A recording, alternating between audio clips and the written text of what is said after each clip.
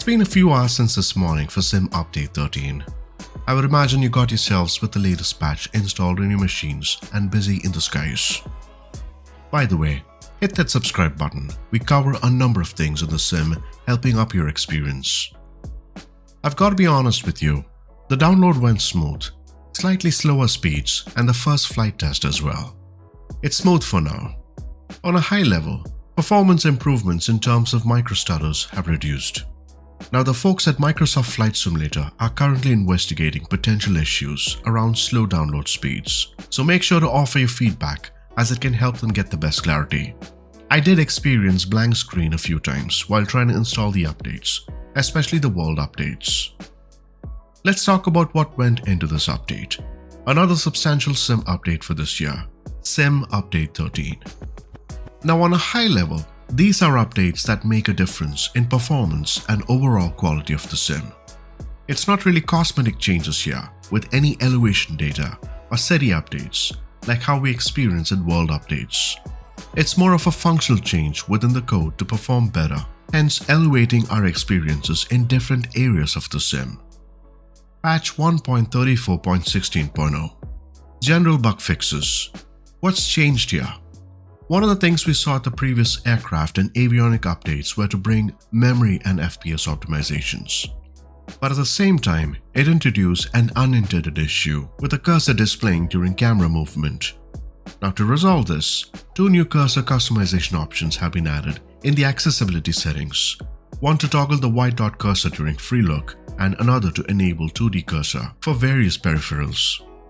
Now additionally, the update addresses problems with active pause, logbook recording. We know all that and we've lost many flight hours. There have been fixes to prevent uninstalled standard content from automatically reinstalling.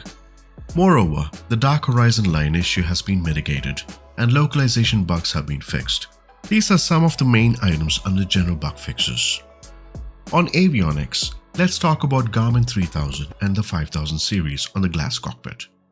From wind vectors, which are now displayed on maps for better situational awareness, users can control radar gain through the GDC interface. Map and SVT terrain colors have been adjusted. The nav data bar now correctly displays Delta ISA values. To autopilot VOR LOC intercept behaviors, ADF frequencies, the MFD navigation data bar, plus numerous fixes improving the GDC VNAV page and the flight plan text insert for better navigation clarity. A number of things have been changed. The same manner, G1000 NXI have seen changes as well. From terrain colors in the G1000 NXI, which have been adjusted to closely resemble the real unit. Bugs that cause the nav data bar to display ISA temperature instead of the Delta ISA, which has been fixed. Autopilot. Inaccuracies with the autopilot when using the external camera.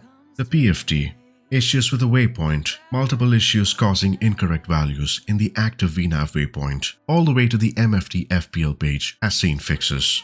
We covered avionics, mainly on the cockpit front. Let's move towards a much more general aspect of avionics to see what has really changed. Quite a substantial set of changes. If you remember, Sim Update 12 had some aircraft changes, and fixes have grown on top of them, hoping to make things more streamlined. For example, general aircraft, like the Airbus A310. We saw sound improvements the last time, to lighting, pressure system, resolutions, till the level of hardware and animations. This time, a different set of areas were covered, in addition to a few things, from crash to desktop issues, textures, sounds, localization, liveries, better sound levels, all the way to the level of detail. More than a dozen fixes for the Airbus A310. Now the core fix on the aircraft is not the Airbus A310 here. It's the 747 and the 787. Yes, it sounds exciting. In this update, now both aircraft support data uplink features via SimBrief, allowing pilots to request route, payload, and wind forecast through the CDU pages. Payload and fuel management pages have been added under the settings page on the CDU. Now the 787-10 comes with an enabled EFP for takeoff performance calculations and step climbs. Additionally, bug fixes and improvements include tuning localizer intercept behavior, accurate FAC capture, improved autopilot accuracy, various CDU fixes, enhanced checklist support, all the way to VNAV and descent path adjustments. and many more enhancements across both the aircraft models. In total, there are 79 items that were addressed here. That's right, 79 items, a lot of fixes and improvements. Now, minor fixes were applied towards Cessna Grand Caravan. Some of the other aircraft that saw fixes were Cessna Citation CJ4, Citation Longitude, JN4 Jenny, TBM 930, Diamond DV20, all the way to Wright Flyer. We covered aircraft, which we saw a good set of fixes. Fixes that matter. We've seen fixes on airports as well, from the JFK, adding missing building collisions. Dallas-Fort Worth Airport, which saw updates on buildings. EIDL and Seattle-Tacoma Airport that had terrain cracks.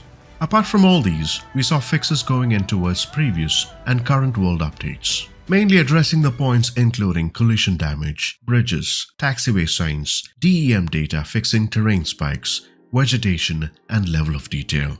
There have been other fixes as well, including peripherals, where we now have added support on the Yawman controller.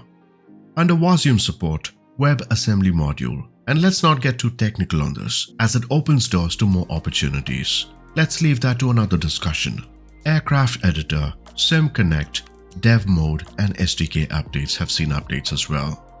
Of all these under Sim Update 13, we didn't cover one thing here. Of course, it's the Logan Legends Series 13. Now, there is exciting news for Warbird enthusiasts. The next local Legends series would be Saab B-17, and Hogg mentioned that Saab was thrilled to collaborate on this aircraft. NA Builds, as usual, led the development, having conducted a thorough scan of the aircraft in Sweden. Now, details given are limited. Rest assured that the B-17 will meet NA Build's high-quality standards. Now, the mark release is on the 31st of October, which is around a month from today. It's a given that Sim Update 13 went through a lot of changes, and the goal is to offer us a much better experience and performance. Imagine this. This is the 13th Sim Update. We have seen tremendous amount of changes over the years. Now, there have been a few mixed bag reviews so far at the community, and quite honestly, I'm surprised.